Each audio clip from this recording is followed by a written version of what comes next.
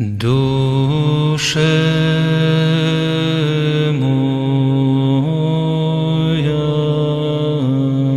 dusze.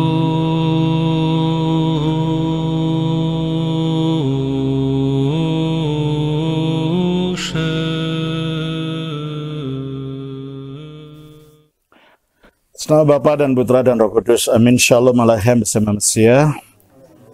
Saudara-saudara, selamat bertemu kembali. Saya Romo Daniel Biantoro, pendiri dan Ketua Umum dari Gereja Ortodoks Indonesia.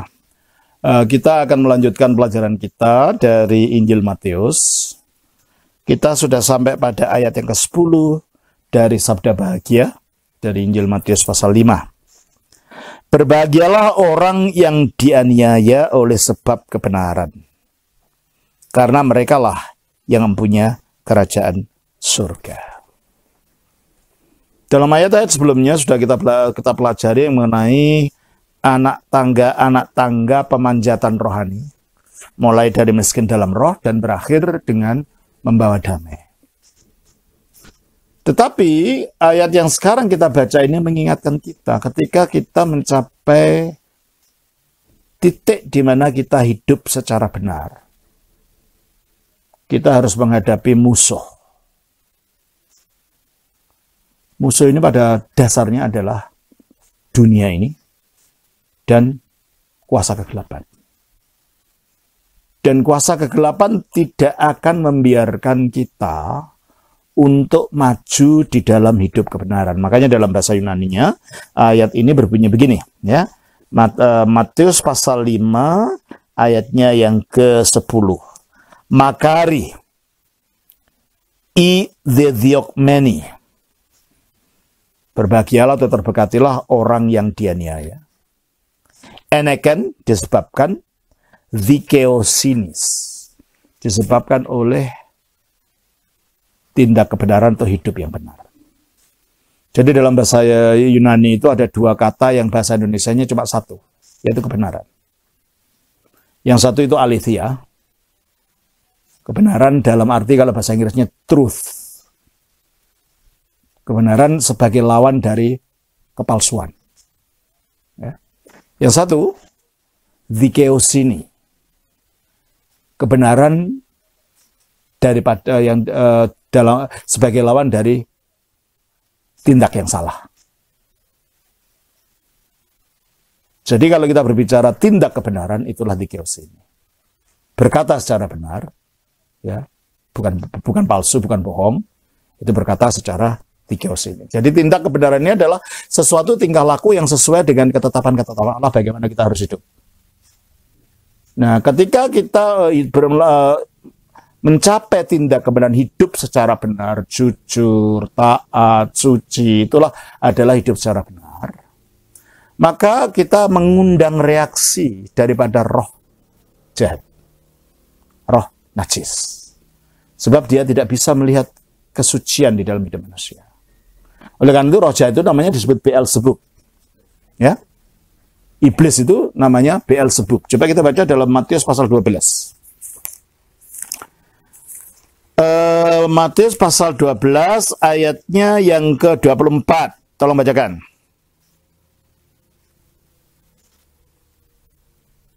Tetapi ketika orang Farisi mendengarnya, mereka berkata, dengan Beelzebul penghulu setan, ia mengusir setan. Ya, dia penghulu setan, penghulu roh jahat itu disebut Beelzebul. Beel itu artinya tuan, Zebul itu artinya, maaf, kotoran manusia. Ya, kalau bahasa Jawanya Gustinit Letong gitu ya. Penguasa dari tai. Itu kasarnya begitu. Mengapa iblis disebut sebagai penguasa tai? Tai itu kotoran, baunya busuk. Berarti kalau iblis itu penguasa tai, artinya dia adalah penguasa yang menuntun orang kepada kotoran, kepada yang busuk. Itulah mengapa namanya disebut Beelzebul. Tuan dari kotoran. Nah, dan pengikut-pengikutnya, roh jahat itu disebut juga roh-roh najis. Ya kan? Dia disebut roh-roh najis karena memang menuntun kepada kenajisan. Dan ketika orang berbuat jahat, orang berbuat durhaka, yang menginspirasi, yang memberi provokasi ya roh ini. Coba kita baca dalam Efesus pasal 2 ayat 2. Efesus pasal 2 ayat 2, tolong bacakan. Kamu hidup di dalamnya karena kamu mengikuti jalan dunia ini. Karena kamu mentaati penguasa kerajaan angkasa. Penguasa kerajaan angkasa, yaitu roh. Iblis maksudnya. Jadi di alam angkasa yang tidak nampak mata, dalam dimensi yang lain itu ada satu kerajaan. Dan penguasanya itu roh. Yaitu iblis. Terus? Yaitu roh yang sekarang sedang bekerja. Nah, dia aktif bekerja. Dia diam. Makanya dalam kitab Ayub ketika iblis ditanya oleh Allah, dari mana kamu? Saya dari berkeliling dunia. Nah, beda dengan manusia biasa yang ada tubuhnya. Kita tidak bisa jalan secepat jalan iblis. Meskipun iblis itu tidak maha hadir. Tapi bisa datang ke suatu tempat dengan cepat sekali. Secepat jalannya pikiran.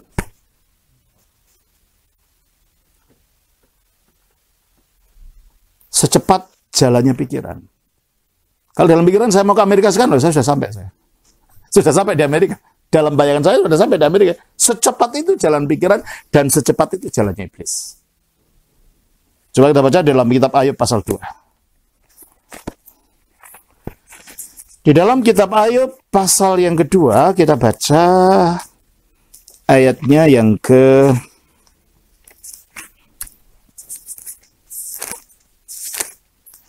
pasal 2 ayatnya yang ke 2. Tolong baca. Maka bertanyalah Tuhan kepada iblis, dari mana kau? Lalu jawab iblis kepada Tuhan, dari perjalanan mengelilingi dan menjelajah bumi. Itu kerjaannya. Iblis itu tidak pernah tenang. Iblis itu tidak pernah ada rasa teduh di dalam dirinya. Dia selalu muter sana kemari, ingin mengacaukan seluruh dunia. Ya karena dia roh, dia tidak punya tubuh ya. Dalam waktu singkat dia dapat kemana saja, secepat jalannya pikiran. Kalau orang Jawa bilang, sak keplasing cipto. Secepat jalan pikiran. Itulah iblis. Oleh karena itu, dia bisa ganggu kemana-mana itu. Karena cepatnya itu di samping itu, iblis itu mempunyai jaringan. Roh-roh jahat ini. Roh-roh jahat ini jaringannya dan sehingga dia dapat mengetahui mana laporannya ke sana. Makanya ketika dia ditanya siapa kamu, nah, pertama dia jangan mengusir aku. Kata ini digunakan kata aku. Tapi setelah ditanya siapa kamu, legion karena kami banyak. Kenapa dari aku jadi kami? Karena tadinya dia menyuarakan suara pimpinannya ini. Tapi ternyata orang banyak, ternyata makhluk yang banyak. Jadi semua ini tidak punya kebebasan, roh jahat ini akan dikendalikan oleh iblis ini. Untuk mempengaruhi manusia. Jadi kita berbuat dosa, kita diprovokasi oleh roh jahat ini. Maka kembali kepada Efesus pasal 2 ayat 2 itu. Tolong bacakan. Efesus. Kamu hidup di dalamnya. Oke. Karena kamu mengikuti jalan dunia ini. Terus? Karena kamu mentaati penguasa kerajaan angkasa. Terus? Yaitu roh yang sekarang sedang bekerja di antara orang-orang durhaka. Jadi kalau ada kedurhakaan yang bekerja ini. Roh ini bekerja di antara orang-orang durhaka. Mereka membiarkan hawa nafsunya dikendalikan oleh roh jahat ini. Mereka dikompor-kompori oleh orang-orang jahat ini. Dan itulah sebabnya ketika roh jahat ini melihat ada orang benar, orang hidup benar, dia tidak suka. Dia akan menggunakan orang-orang untuk melawan dan menganiaya orang yang hidup benar ini. Jadi kalau kita sudah rela menapak jalan kebenaran, harus diingat. Bukan hanya bunga mawar yang indah, yang wangi yang kita ketemui. Duri dan onak duri akan kita ketemui. Kita akan menemukan banyak sekali masalah-masalah. Dikatakan di sini, berbahagialah orang yang dianiaya. Kita akan menemukan aniaya. Kadang-kadang aniaya cuma omong aja, tapi kadang-kadang sampai fisik juga. Sehingga pada akhirnya kita harus punya semangat martir. Berani untuk mati untuk kebenaran. Sebab pada akhirnya tidak segan-segan roh jahat itu menggunakan ini, kekerasan ini, untuk menganiaya kita. Coba aja di dalam Matius pasal 5 itu dikatakan, menggunakan orang-orang yang mau dipakai gitu loh. Makanya mereka akan menyakiti kita, menggunakan kata-kata yang macam-macam untuk menyakiti hati kita, ya. Nah, kita cara menanggapinya jangan sakit hati. Alkitab mengatakan berbahagialah. Mengapa? Nanti saya tunjukkan mengapa. Ya. Kita baca dalam Matius pasal 5. Matius 5, berbahagialah orang yang dianiaya oleh sebab kebenaran, karena mereka lampunya kerajaan surga. Berbahagialah kamu, ayat 11, jika karena kamu dicela, karena aku kamu dicela dan dianiaya, dan kepadamu difitnahkan segala yang jahat. Kadang-kadang kita sakit hati ya. Saya ini hanya berbuat baik saja, tidak berbuat apa. Kok orang ini fitnah saya, ada apa? Orang ini menginginkan kehancuran saya, ada apa? Orang ini menginginkan sakit saya, ada apa? Kita suka tanya gitu kan? Alkitab memberitahu kita bahwa ada roh jahat yang bekerja di antara orang durhaka, dan ada orang yang mau digunakan oleh roh jahat ini untuk menyebabkan sakit kita. Tapi kadang-kadang tidak menggunakan orang. Masalah umpamanya kita diciptakan masalah di depan kita. Masalah ekonomi, masalah kesehatan tubuh, masalah macam-macam akan dimunculkan, pekerjaan akan dimunculkan supaya akhirnya kita putus asa. Supaya akhirnya kita tidak berani maju. Nah, oleh karena itu kita baca dalam 1 Petrus pasal 4. Mengapa Tuhan izinkan itu? Dan kalau bagi pikiran dunia, kalau begitu kita susah. Kita sedih. Kita putus asa. Kita frustrasi. Tapi Alkitab mengatakan, berbahagialah. Kalau orang sakit secara fisik, cara dokter memperlakukan orang itu dengan pelan-pelan, dengan sikap lemah lembut, lukanya dibalut. Kalau Tuhan ingin menyembuhkan kita, menyembuhkan penyakit roh kita, dia melakukannya dengan keras. Dengan segala macam hal-hal yang sangat menyakitkan, tujuannya membuat kita tersentak. Tersentak untuk sadar, saya salah, saya telah berjalan salah. Oleh karena itu, mengapa kita diberi perlakuan-perlakuan oleh roh jahat, dibiarkan itu. Karena itu cara Tuhan menyembuhkan kita. Kita baca 1 Petrus pasal 4. Ya. Berbahagialah kamu jika kamu dinista karena nama Kristus. Gitu. Enggak, jangan 4 dulu. Sebentar, mulai dari ayat. Sebentar. Mulai dari ayat 12. 12. Saudara-saudara yang kekasih, janganlah kamu heran akan nyala api siksaan yang datang. Nyala api siksaan ini berbicara tentang orang-orang Kristen yang dianiaya pada zaman Nero. Di mana mereka secara fisik dibakar. Jadi zaman itu belum ada listrik. Salah satu menganiaya orang Kristen adalah mereka ditusuk dengan tombak dari bawah sampai ke atas, betul tembus sampai kepalanya. Lalu diberi aspal, dibakar untuk lampu taman. Kita belum mengalami itu, jadi belum apa-apa gitu. Atau kalau tidak, mereka punya singa lapar, ditaruh di gelanggang, orang Kristen disuruh bertarung dengan singa, jadi makanlah sama singa. Dan itulah cara mereka menganiaya orang Kristen. Atau kadang-kadang ada wajan besar, berisi minyak, orang Kristen dimasukkan di minyak itu. Itulah penganiayaan yang dialami orang Kristen pada zaman purba. Berarti kalau kita mengalami hanya masalah disakiti hati, belum apa-apa dibandingkan dengan dilayani oleh para martir itu. Maka di sini dikatakan, saudara-saudara yang kekasih, janganlah kamu heran akan nyala api siksaan yang datang kepadamu sebagai ujian. Ternyata penganiayaan diizinkan untuk menguji kita. Kita tetap kokoh tidak? Kita tetap beriman tidak? Atau kita menyalahkan Tuhan? Berarti kalau ujian yang dialami oleh orang Kristen seperti itu, sampai mereka rela mati untuk Kristus, berarti penderitaan yang kita alami ini belum apa-apa.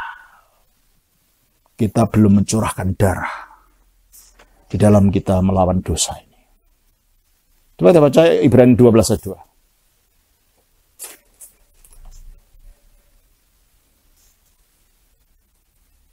Ibrani 12 Ayat 2. ayat 2. Marilah kita melakukannya dengan mata yang tertuju kepada Yesus, yang memimpin kita dalam iman, dan yang membawa iman kita itu kepada kesempurnaan. Terus?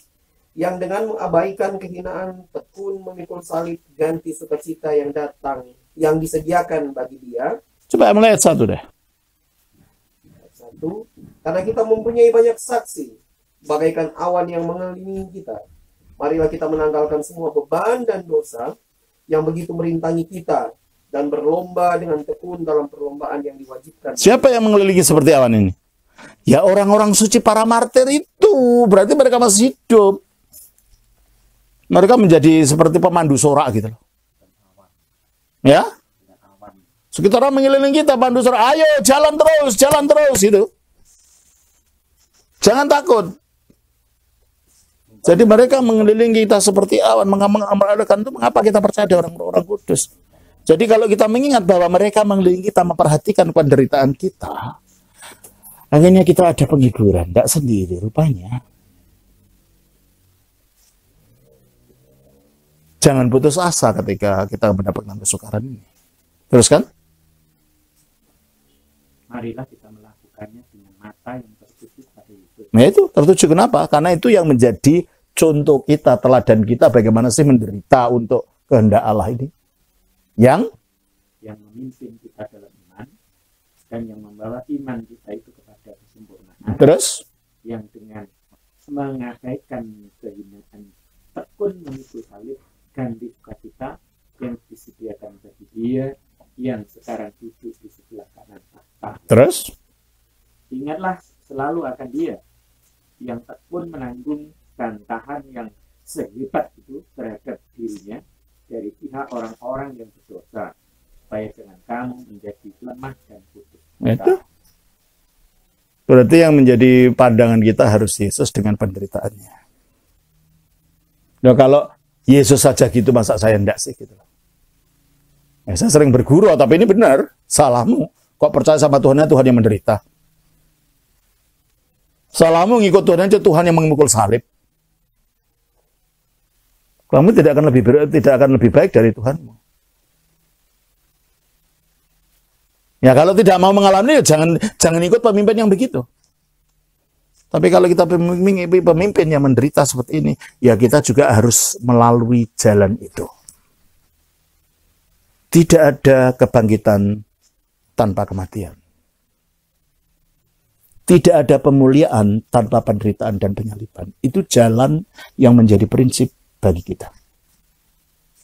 Sehingga kalau ketika menerima salib ini, itu bukan musibah dan itu bukan kutuk. Itu memang jalan menuju kemuliaan yang harus kita lewati. Maka jalan-jalan ini, kesulitan-kesulitan ini adalah merupakan ujian. Dan kalau lulus, ya dapat hadiahnya. Makanya jangan putus asa di tengah jalan. Makanya jangan orang Kristen itu jangan jadi lembek. banyak merengek. Tidak. Harus berani tegar. Orang Kristen yang lembek hanya mau cari yang mudah saja, ya sudah, jangan ikut Yesus. Sebab kita dipanggil untuk memikul salib. Kita dipanggil juga untuk menderita seperti Yesus. Sebagai ujian kita supaya lulus. Coba kita lanjutkan 1 Petrus 4 ini ayat yang ke-13. Sebaliknya, bersukacitalah sesuai dengan bagian yang kamu dapat dalam penderitaan. Ternyata penderitaan yang kita terima itu adalah penderitaan Kristus. Jadi kita manunggal itu bukan dengan manunggal dalam kemuliaan saja, tapi juga manunggal dengan penderitaannya. Pada saat kita mengalami derita, entah derita batin, entah derita apa, kita ikut ambil bagian dari penderitaan Kristus. Dan bagian itu masing-masing orang beda-beda. Tapi kalau kita sudah mau mengikut Kristus, kita akan ikut bagian dalam penderitaan Kristus. Ya beda-beda, wujudnya beda-beda, manifestasinya beda-beda, tapi sama sakitnya. Barang siapa tidak mau menyatu dalam derita Kristus, tidak akan menyatu dalam kemuliaannya. Jalan kemuliaan adalah melalui salib. Tidak bisa tidak. Jalan kemuliaan adalah melalui salib. Coba kita baca di dalam ayat ini, ayat 13 tadi. Supaya kamu juga boleh bergembira dan bersukacita pada waktu ia menyatakan. Iya toh. Supaya kita bersukacita pada waktu dia menyatakan diri dalam kemuliaan. Sekarang kita harus terima bagian penderitaan kita, yang adalah penderitaan Kristus. Nah itulah sebabnya mengapa kita menderita, kita disuruh bersukacita. Sebab penderitaan Kristen itu bukan hanya sekedar derita. Penderitaan Kristen itu adalah ujian. Itulah latihan, itulah jalan menapak pada kemuliaan. Sehingga ketika menerima derita, kita terima dengan ucapan syukur. Terima kasih, saya dilayakkan.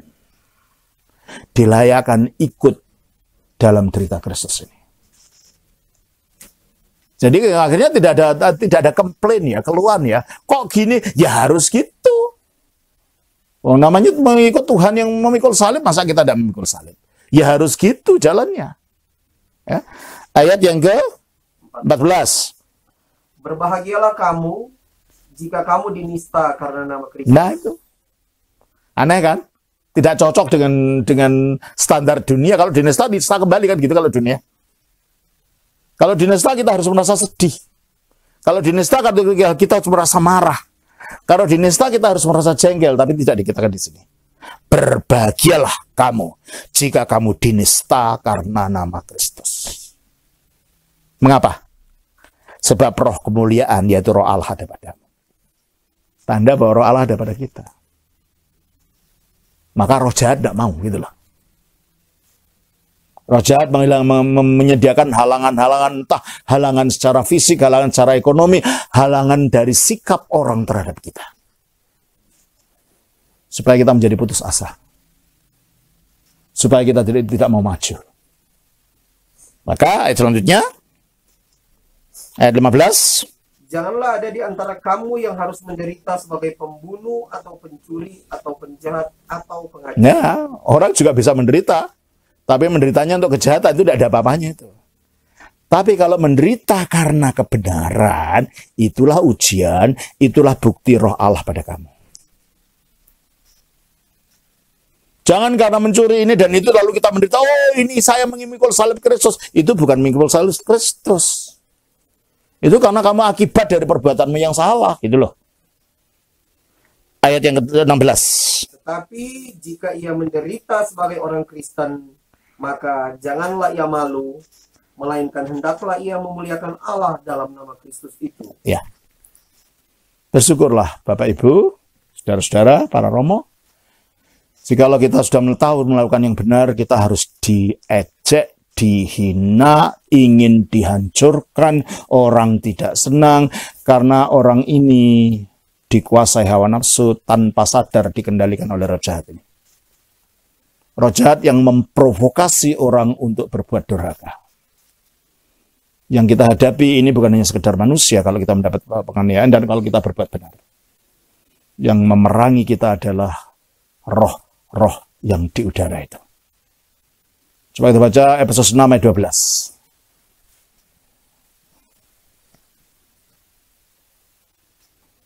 Efesus 6 ayat 12.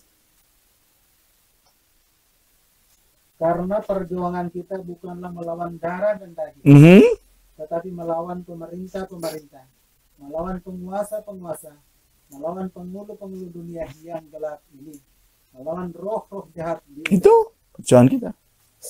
Yang disebut pemerintah, penguasa, penghulu itu adalah jenderal-jenderalnya iblis.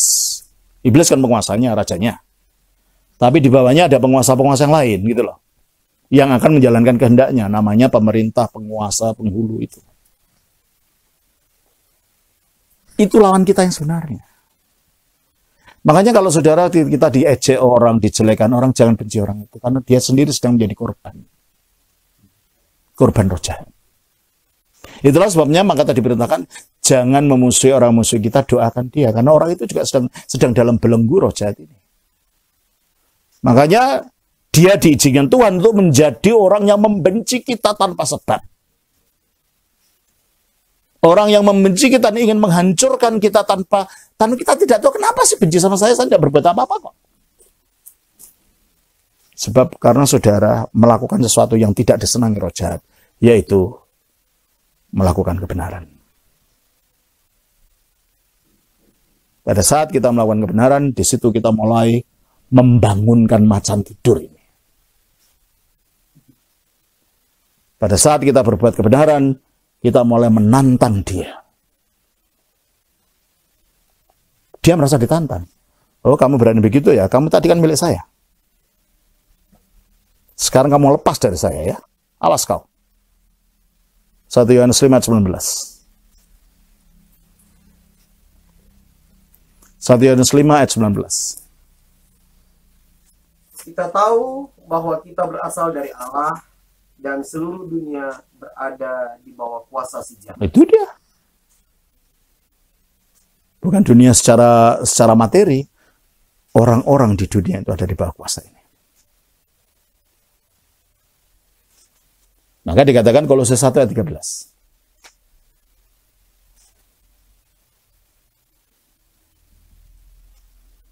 Kolose 1 ayat 13. Ia telah melepaskan kita dari kuasa kegelapan dan memindahkan kita ke dalam kerajaan anaknya yang kekasih. Sekarang sudah pindah, berarti tadinya kita ada dalam kuasa kegelapan.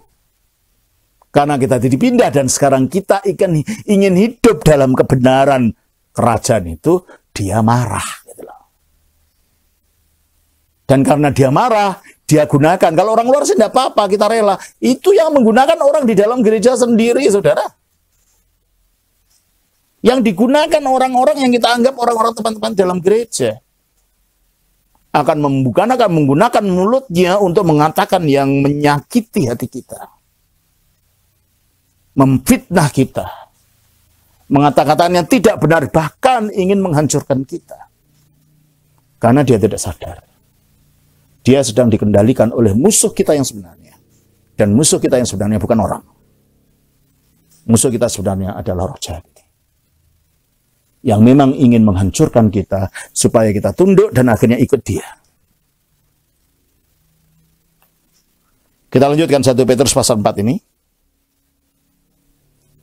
Ayat itu ayat yang ke-10 ayat yang 19. 1 Petrus 4 Ayat 19. 19. Karena itu baiklah juga mereka yang harus menderita karena kehendak Allah, menyerahkan jiwanya dengan selalu berbuat baik kepada pencipta yang setia. Nah itu, karena itu, baiklah juga mereka yang harus menderita karena kehendak Allah. Jadi kadang-kadang Allah menghendaki kita menderita kalau kita mencari kebenaran. Diizinkan.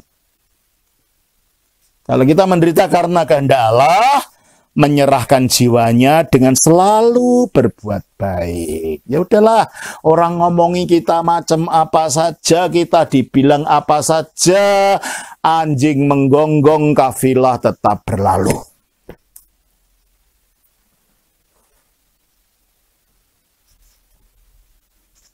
Ya, orang Jawa bilang kan, manusia itu keplok ratombok, bertepuk tangan tetapi tidak ikut memberikan biaya.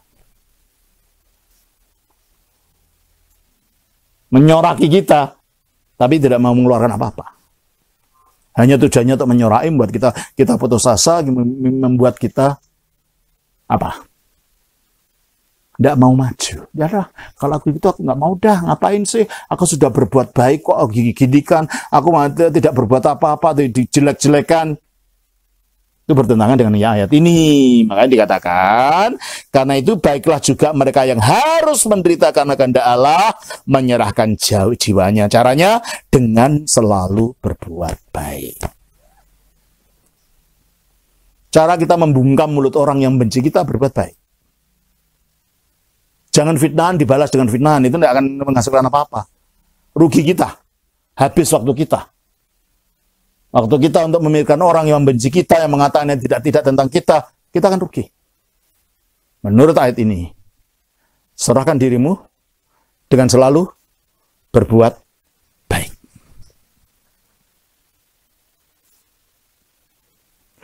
Itulah sebabnya, jangan biarkan hatimu disakiti oleh orang-orang yang menyakitimu. Jangan benci orang itu. Doakan. Sebab orang itu juga korban.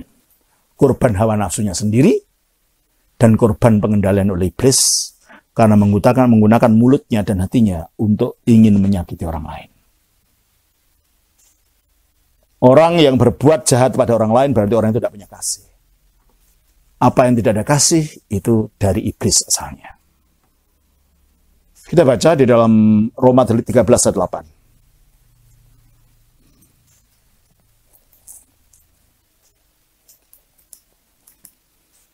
Roma 13 ayat 8. Janganlah kamu berhutang apa-apa kepada siapapun juga, tetapi hendaklah kamu saling mengasihi. Sebab barang siapa mengasihi sesama manusia, ia sudah memenuhi hukum Taurat. Ya, teruskan. Karena firman, jangan berzina, jangan membunuh, jangan mencuri, jangan mengingini dan firman lain manapun juga sudah tersimpul dalam firman ini, yaitu kasihilah sesamamu manusia seperti dirimu sendiri. Terus? Kasih tidak berbuat jahat terhadap sesama itu manusia. Intinya itu loh, kasih itu tidak berbuat jahat kepada sesama manusia. Nah, kalau kita mulai menjadi orang dengan lidah kita, memfitnah, menggosipkan, mengatakan yang tidak-tidak, membuat orang itu down, berarti tidak ada kasih dalam kita. Sebab intinya kasih adalah tidak berbuat jahat kepada sesama manusia. Berarti kalau ada orang ngakunya Kristen, jelek-jelekan orang, jatuhkan orang, memfitnah orang, menyakiti hati orang, orang itu tidak punya kasih. Karena dia menyakiti orang. Karena dia berbuat jahat pada orang. Nah, itulah sebabnya ketika kita mendapatkan perlakuan yang demikian dari orang, yang dalam Matius tadi dikatakan apa? Difitnah. Coba kita baca lagi Matius pasal 5 ayat 11 tadi. Berbahagialah kamu jika karena aku kamu dicela. Ya dicelalah. Semua yang kita lakukan, wah apa ini. Sudah benar disalahkan, apalagi kalau salah tambah disalahkan lagi kita oleh orang macam gini. Ya. Kamu dicela dan dianiaya, dipersulit hidup kita, dan bahkan dianiaya mungkin secara fisik. Kayak seperti orang Kristen zaman mula-mula itu. Coba kita baca dalam Ibrani 11. Di dalam Ibrani pasal 11 kita baca begini, saudara. Ayatnya yang ke 13 36 sampai 38. Tolong bacakan. Ini cerita tentang orang Pula yang diejek diejek. yang dibelenggu dan dipenjarakan. Nah, coba secara fisik ini bukan hanya diejek saja, didera, dipukuli sama pecut, sama apa? Cemeti, ya? Terus dibelenggu, terus dan dipenjarakan, ya, terus kan? Mereka dilempari, digergaji, dibunuh dengan pedang. Mereka mengembarah dengan berpakaian kulit domba dan kulit kambing, sambil menderita kekurangan, kesesakan, dan siksaan. Terus? Dunia ini tidak layak bagi mereka. Mereka mengembarah di padang gurun dan di pegunungan, dalam gua-gua dan celah-celah gunung. Inilah kalau kita lihat. Nah, kita rela tidak mengikuti jalan salib ini. Berat memang, tetapi upahmu besar di surga. Makanya yang 12 dari Matius 5 dikatakan, bersukacita dan bergembiralah, karena upahmu besar. nah, bersukacitalah dan bergembiralah, karena upahmu besar di surga. Terus, Dan demikian juga telah dianiaya nabi-nabi yang loh, kalau nabi-nabi saja digitukan, masa kita enggak sih? Gitu. Nabi-nabi itu loh, salah apa, dosa apa sih? Ternyata dianiaya, contohnya Elia kan, mau dibunuh sama Ratu Isabel. Dia harus lari ke sana kemari, tidak makan 40 hari ya, harus tinggal di padang Sinai, di padang gurun Horeb. Ya toh? Yesus sendiri, Yohanes Pembaptis, Yesaya, Yeremia, semua mengalami aniaya. Jalan kebenaran adalah jalan derita. Jalan kebenaran adalah jalan aniaya. Jalan iman adalah jalan martir. Ya, kita mau nggak jadi martir? Makanya jangan jadi orang Kristen yang sukanya hanya merengek-rengek, ingin dikasihani. Jadi orang Kristen yang berani tegak berdiri menghadapi tantangan apapun bentuknya. Jangan merengek-rengek. Oh, ini salahkan sana, salahkan sini, mengkritik sana, mengkritik sini. Tidak akan menolong apa-apa. Berdirilah teguh demi Kristus. Aku hadapi semua ini. Karena itulah cara hidup Rasul ya. 2 Korintus 6, kita baca. 2 Korintus pasal yang ke-6. Kita baca ayatnya yang ke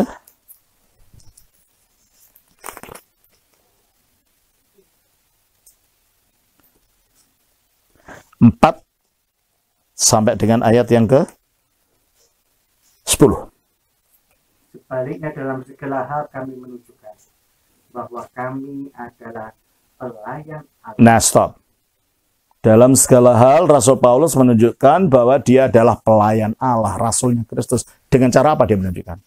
Bukan dengan pakaian yang indah-indah, bukan dengan pakai alroji yang terbuat dari emas, bukan dengan pakai kalung besar, bukan itu.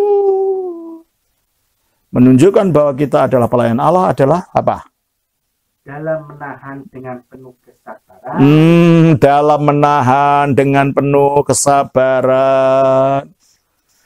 Ya, sebentar saya jelaskan dulu. Jadi ketika kita difitnah orang menyakiti hati kita, belajarlah untuk sabar. Tuhan ampuni orang itu. Tuhan jangan dikutuk orang itu. Tuhan jangan dijatuhkan murkamu pada orang itu. Harus begitu. Jangan sampai kita tahu, oh biar disabar geledek saja orang seperti itu. Nah, jangan gitu. Terus, dalam menahan, dalam penuh kesabaran, dalam penderitaan. Ya jangan putus asa ketika menderita. Ya kadang-kadang sih saya sebagai manusia tanya, kenapa sih harus begini? Gitu. Tapi itu memang jalannya. Itulah jalan hidup rasuliah. Menderita macam-macam ya, bukan hanya fisik saja. Bahkan dalam banyak cerita para bapak padang gurun, ada bapak yang sakit, sembuh, berdoa, Tuhan kembalikan sakit itu. Gitu. Kalau kita kan enggak, sakit minta disembuhkan, ini malah mengatakan, Tuhan kembalikan sakit itu. Karena apa? Dengan sakit pada akhirnya dia dapat menyerah total pada Tuhan, karena dia merasa lemah. Ya. Kata yang lepas ini, dalam penderitaan, kesesakan. Gimana itu kesesakan itu? Hati sesak, mungkin masalah keluarga. Mungkin kalau dimusuhi orang tidak henti-hentinya, jadi sesak rasanya. Pernah merasakan itu? Saya sering. Sampai tidak bisa ngomong, betul. Karena kita tahu kita tidak berbuat apa-apa itu loh, difitnah, tidak karuan. Orang yang kita telah berbuat baik kepadanya, mengembalikan dengan pengkhianatan. Harus rela, para rasul juga mengalami itu. Gitu. Yesus sendiri mau dikhianati sama Yudas Iskariot. Siapakah kita tidak akan mengalami itu? Terus, dalam kesesakan dan kesukaran. Ya, Paulus ya. Jalan ke Serangamen mengabarkan Injil, tidak diterima, malah dilempari batu, dimasukkan penjara, digebukin, dipukulin, dicambuk dengan cemeti. Kita belum mengalami itu ya saudara-saudara. Makanya jadi orang Kristen jangan jadi orang Kristen lembek ya. Jadilah kokoh. Terus? Dalam menanggung didera dia. Kita pernah didera orang karena Injil? Belum. Dalam apa lagi? Dalam penjara dan kerusuhan. Dalam penjara, di demo orang macam-macam ya. Waktu di mana itu? Di Tesalonika ya. Dia di demo orang banyak, Paulus ini. Dimasukkan penjara pada akhirnya. Terus? Dalam berjerih payah, dalam berjaga-jaga dan berpuasa. Dalam berjerih payah. Kerja keras, karena dia tidak dibayar Paulus itu. Dia cari makanannya kenapa? Jual, bikin tenda, dijual sendiri. Kerjasama dengan Barnabas. Kerjasama Priscilla dan Aquila. Dia buka toko. Dan waktu saya ke Efesus kemarin, saya melihat dekat kuil itu ada tempat di mana Paulus suka menjual tenda itu di situ. Waktu saya ke Yunani kemarin. Peninggalan di mana Paulus suka menjual tendanya. Nah, kalau rasul saja gitu, masa kita mengeluh? Ya sudahlah, kita layani dengan rela. Digaji atau tidak. Sebab Bapa kita besar di surga. Jangan karena digaji terus kita mau begini. Nah, kalau tidak, terus kita tidak mau melayani. Berarti kita tidak punya jiwa martir. Kita tidak punya jiwa rasuliah ini. Marilah kita miliki jiwa rasuliah ini. Apapun yang kita lakukan hanya untuk Tuhan semata dan hanya untuk Dia. Bukan ingin dipuji orang, bukan ingin ini, bukan. Hanya untuk Dia semata. Sebab hidup kita bukan melihat apa yang terlihat. Kita melihat apa yang tidak terlihat. Yang sedang menantikan kita di sana. Kita baca dalam ayat selanjutnya, dalam berjaga-jaga. Artinya, bahasa aslinya agribnia. Agribnia itu tidak tidur malam untuk berdoa. Bukan berjaga-jaga gimana? Bergadang gitu loh. Tapi bergadang untuk doa. Doa semalam. Gitu. Dan berpuasa, lapar dia. Terus? Dalam kemurnian hati. Nah, sekarang sikap batin, hatinya murni. Tidak dibiarkan rasa benci, rasa jengkel, rasa iri, rasa ini dengan orang lain menguasai dirinya. Kita lakukan semuanya dengan murni. Terus? Pengetahuan, ya akhirnya kita harus belajar juga, gitu kan? Memiliki pengetahuan. Terus? Kesabaran dan kemurahan hati. Nah, sabar, ya udahlah. Diginikan ya udah. Saya ingat kakek saya dulu, ya. Dia itu ada tetangga yang memusuhi dia. Dan anak-anaknya tidak rela. Saya diceritain sih. Anaknya tidak rela karena tetangga ini seumur dengan dia. Selalu bikin yang tidak baik. Kenapa sih Bapak tidak melawan orang itu? Biarkan saja, kata kakek saya. Kalau ayam jantan itu bisanya cuma berkokok. Suruh menggonggong ya tidak bisa. Saya tidak ngerti waktu itu. Setelah saya makin tua ini, saya pikir betul juga kakek itu. Untuk mengubah sifat orang, kalau bisanya berkokok, ya berkokok terus. Kita paksa berubah, ya tidak bisa. Ya biar saja. Kok kita memaksa ayam jantan untuk menggonggong? Bisanya cuma berkokok, ya sudah biarkan aja. Kita saja yang mengelola hati kita, jangan sampai kokoknya itu menyakitkan kita. Biar aja dia berkokok. Biar saja itu sikapnya, itu dunianya. Kita aja jangan sampai dipengaruhi oleh kokoknya ayam ini. Jangan mengharapkan ayam itu tiba-tiba berubah bisa menggonggong. Tidak akan. Kita saja yang harus mengubah hati kita untuk mensikapi itu, supaya itu tidak menyakiti kita. Karena kita tidak bisa mengharapkan orang berubah. Ya, kalau kita tidak bisa mengubah orang, ubahlah diri kita. Kalau kita tidak bisa membuat orang berbalik, baliklah cara kita melihat. Sehingga dengan demikian, apapun yang terjadi, kita tidak tersakiti, kita tidak terlukai. Karena pada akhirnya semuanya tergantung bagaimana cara pandang. Ya? Teruskan. Dalam Roh Kudus dan kasih yang tidak. Nah, dalam Roh Kudus dan pada akhirnya hidup Rasulullah itu harus yang dicirikan dengan Roh Kudus. Dibimbing Roh Kudus. Makanya kita tetap hidup doa, terus puasa tetap puasa, menyerah tetap menyerah. Mari Tuhan, ini hakmu. Tolong saya. Mari Tuhan, derita yang aku alami adalah deritamu yang aku ikut di dalamnya. Kuatkan saya, supaya sama saya dapat menderita seperti engkau telah menderita. Hanya itu saja. Saya sendiri kalau sedang dapat masalah sekarang, karena saya pernah baca buku ya, dalam kitab Talmud, itu ya kitabnya orang Yahudi. Ada cerita, ada seorang yang orang saleh lah istilahnya, orang Yahudi saleh. Kalau ada masalah, dia selalu bilang, Gamzo. Ini juga, katanya artinya, ini juga, maksudnya apa? Ini juga akan berlalu. Karena hidup ini, segala sesuatu dalam dunia ini selalu berubah. Dan yang tidak berubah hanya perubahan itu sendiri.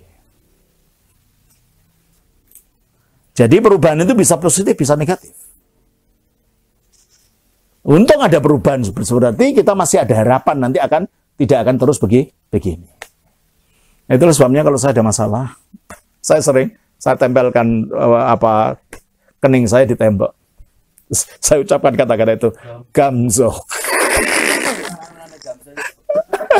Saya ditembak langsung gini, Gamzo. Saya berbisik dalam pada Gamzo. Ini juga akan berlalu. Nangis sih nangis. Tetapi dalam hati saya sangat Gamzo.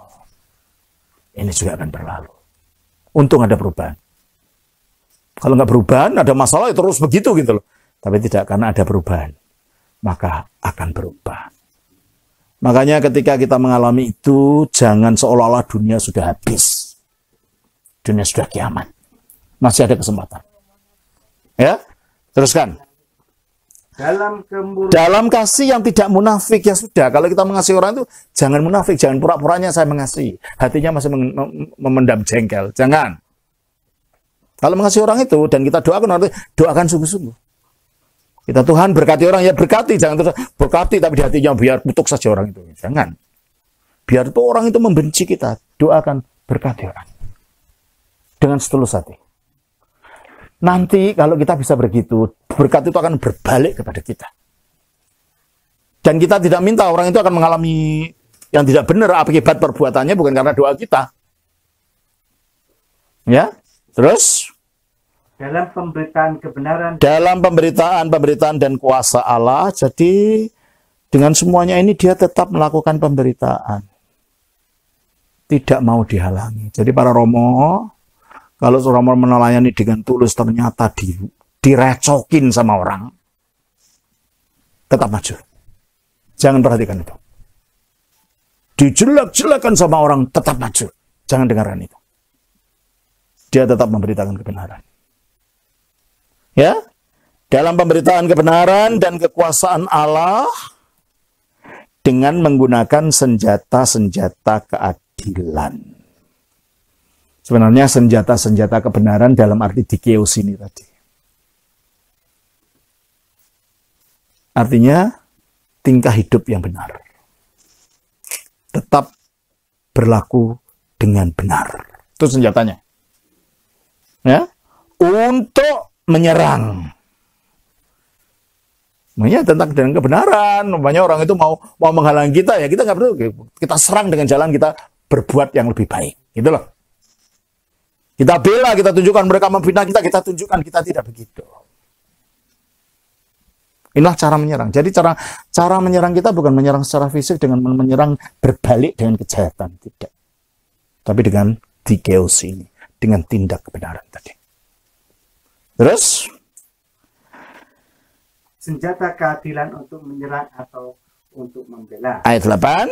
Ketika dihormati dan ketika dihina. Ya, jadi kita jangan hatinya kalau dihormati lupa diri, kalau dihina terus hatinya tertekan.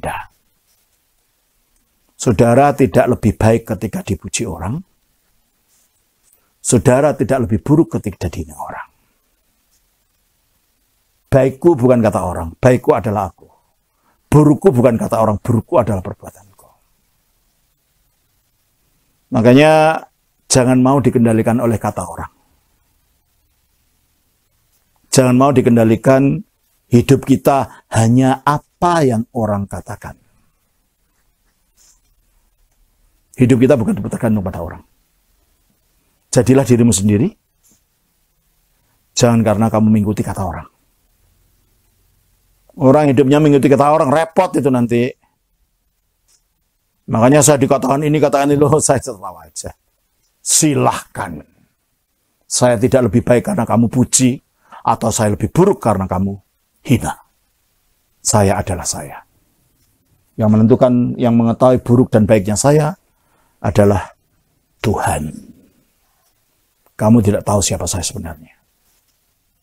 1 Samuel 16 ayat yang ke-7.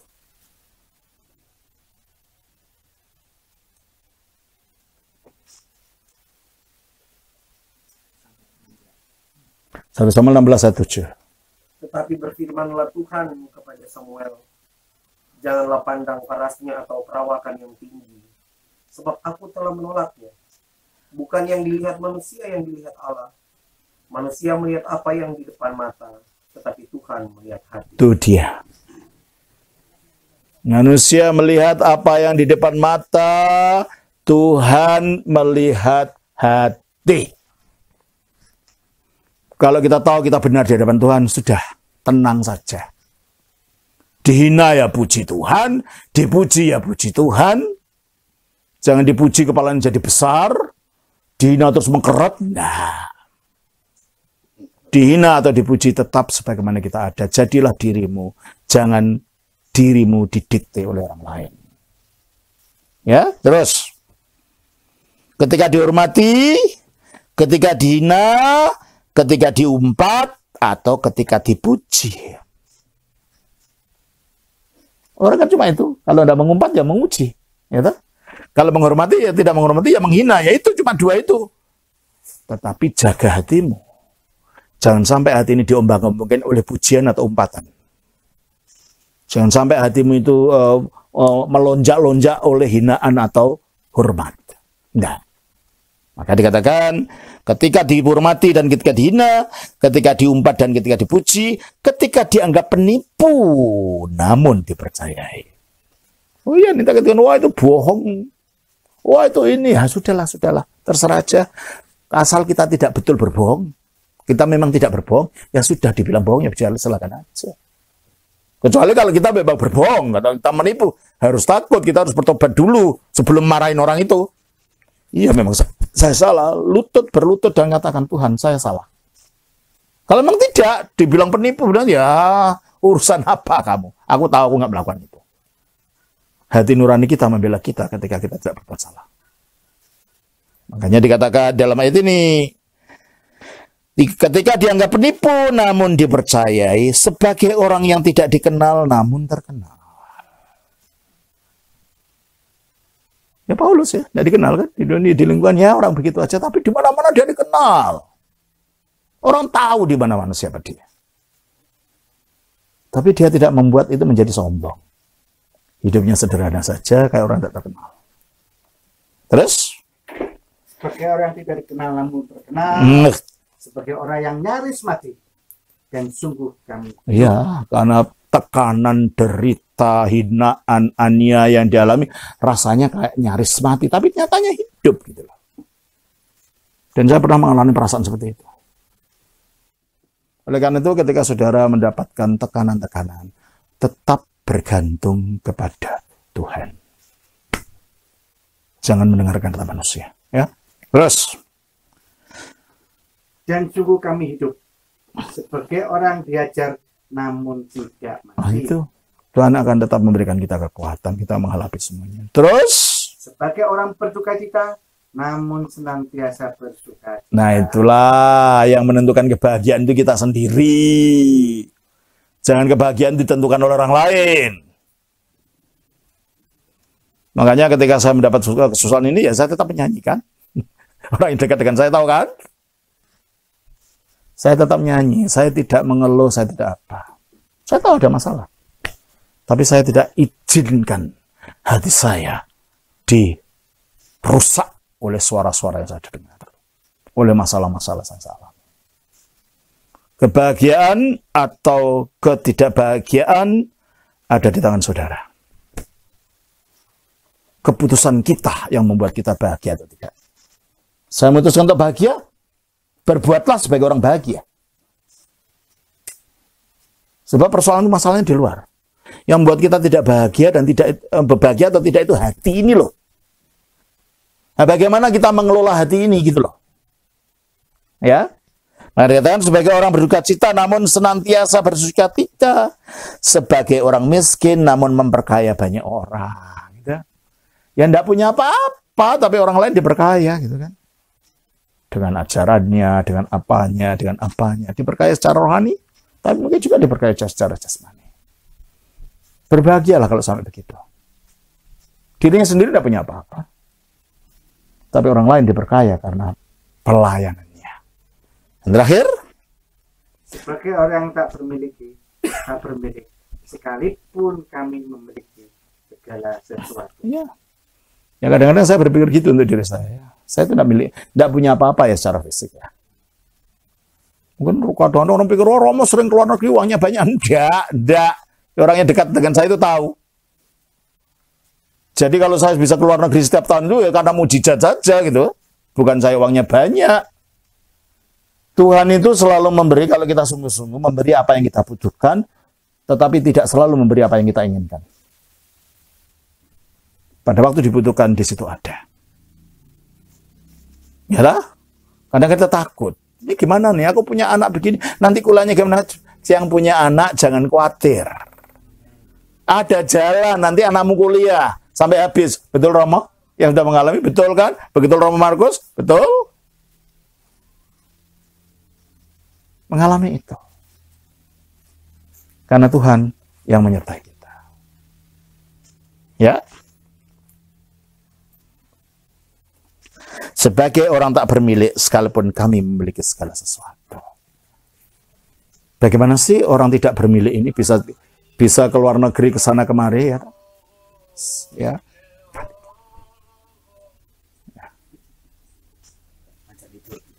Jadi saya kira itulah yang perlu kita renungkan, daripada setelah kita rela untuk hidup sesuai dengan sabda bahagia ini, kita akan terima tantangan-tantangan tadi, tetapi bagaimana kita harus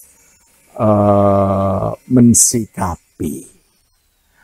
Pada akhirnya yang menentukan diri kita sendiri, keputusan kita untuk dapat hidup kokoh, untuk dapat hidup tegar, ya, untuk berani menghadapi itu dengan semangat kemartiran yang ada dalam diri kita. Kiranya Tuhan berkati kita semua, dalam Bapa, Putra, Roh Kudus. Amin.